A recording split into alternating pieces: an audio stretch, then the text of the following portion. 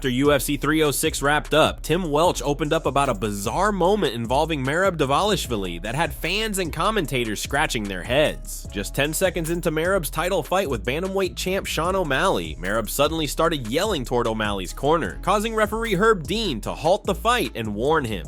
The UFC 306 commentary team, including Joe Rogan, was left puzzled by the interruption. In-cage audio from the broadcast revealed some of the drama. Dean told Merab, don't start this. Do not talk to him. That's my job. He also had words for O'Malley's coach, Tim Welch, saying, do your job, I'll do mine. So what triggered this unusual scene? Welch shared his side on his YouTube channel, trying to clear things up. He explained that all he told Merab was to be patient, but that seemed to set Merab off. Welch said, when I said be patient, he started reacting strongly. I didn't yell or do anything extreme, but apparently that triggered him. I mentioned to Herb Dean that sometimes our callouts include Merab's name, but he was firm about it. The incident remains one of the night's most talked about moments, showing just how intense and unpredictable Fight Night can get. In explaining the situation from his point of view, Merab admitted video of Welch calling out good friend Aljamain Sterling's name at UFC 292 was on his mind. Everyone is asking what had happened at start of fight. I was trying to stay professional and focus on the fight only, not wanting to change the energy of the fight. Merab wrote on Twitter, I made no eye contact with O'Malley's team, but when the fight started, I heard his team calling me out. Merab, trying to coach, provoke, and distract me. I yelled back at them to cut it out and coach their own guy. I remembered they pulled the same crap with Aljo, not professional. This is the way they want their fighter to win. It's a shame how disrespectful they are and that they have zero sportsmanship. Following defeat to Merab Dvalishvili at UFC 206, Sean O'Malley went on his podcast and revealed that none other than Chito Vera messaged him after the fight. Surprisingly, Chito's messages were heartfelt and not negative. Sean acknowledged this and responded with positive emotions toward Chito. O'Malley also talked about the huge opportunity he missed by failing to show up at Noche UFC and perform well. He criticized Merab for denying Umar Nurmagomedov matchup.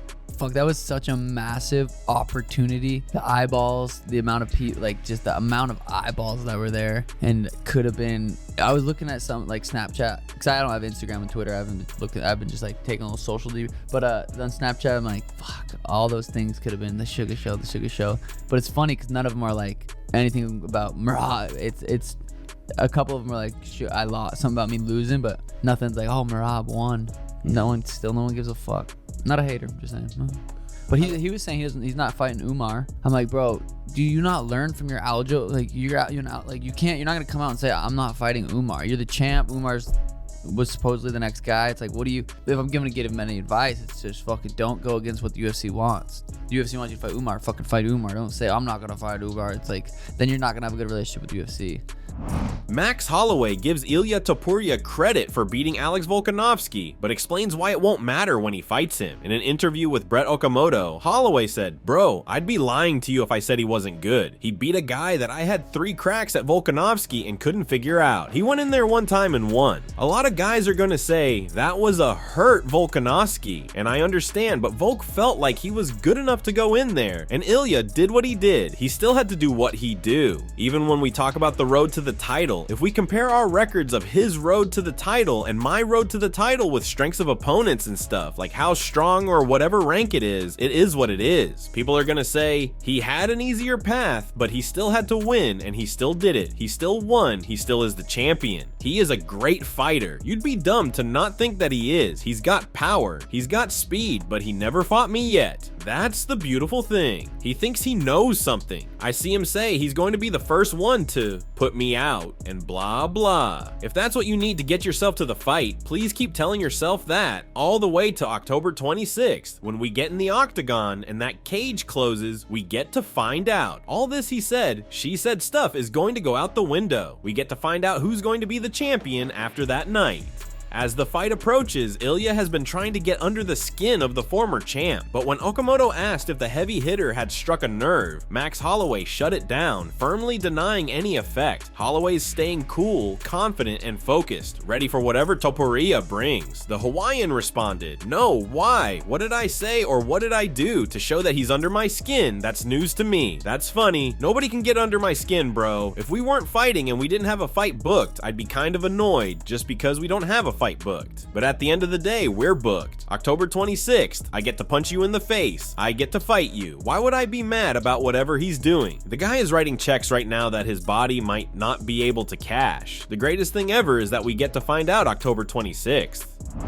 Kamaru Usman believes Umar Nurmagomedov could be to Merab what Colby Covington was to himself. In an interview with Merab Dvalishvili on the Pound for Pound podcast, Kamaru had offered some words of advice to the title challenger before UFC 306 got underway. The former welterweight champion said that the Georgian fighter should look to capitalize on his time as champion by securing the biggest fights possible, meaning that he should welcome a fight with Umar Nurmagomedov rather than pointing to alternatives. During his post-event recap alongside Henry Cejudo, Usman once again stressed why he thinks that Merab should be pushing for this fight. Having already made the case that it's the biggest fight out there for him right now, Usman also believes that this kind of challenge could elevate the new champion. Every great fighter needs great rivals to push themselves further than before, and the Nigerian Nightmare believes that Umar offers that. He referenced his own welterweight title reign and how his two tough fights against Colby Covington were highly significant moments in his career that helped take him to another level in terms of popularity and influence within the organization. Merab is not afraid, but I know he's worried about a guy like Umar, and sometimes those are the guys that really put you on that next level. Merab might come out there and look like freaking the best we've ever seen, so you and I needed that dance partner. Colby Covington gave me that, and so that's what Merab, at this point, I think if I had any advice for Merab, it's to embrace that. It's to embrace that. You're right, when they did ask him that question, he kind of danced around it. With Merab Dvalishvili now the bantamweight champion, the spotlight turns to who should be his next challenger, Umar Nurmagomedov or Davison Figueiredo. Umar is a standout with a stellar grappling background and an undefeated record. His relentless wrestling and high-level skills make him a top contender who could provide a serious challenge to Merab's own wrestling-heavy style. On the other hand, Figgy brings a different flair with his explosive power and finishing ability. As a former flyweight champion, his knockout potential and aggressive approach could make for an electrifying fight against Merab, especially with his move up to bantamweight. Merab himself believes Figgy deserves the title shot more than Umar though. Most fans believe Umar is the most interesting matchup for Merab's first title defense. Both fighters have strong cases for a title shot, but which one do you think deserves it more? Is it Umar with his grappling expertise or Davison with his striking prowess? Let us know your thoughts. Thanks for watching, and don't forget to subscribe for daily MMA news.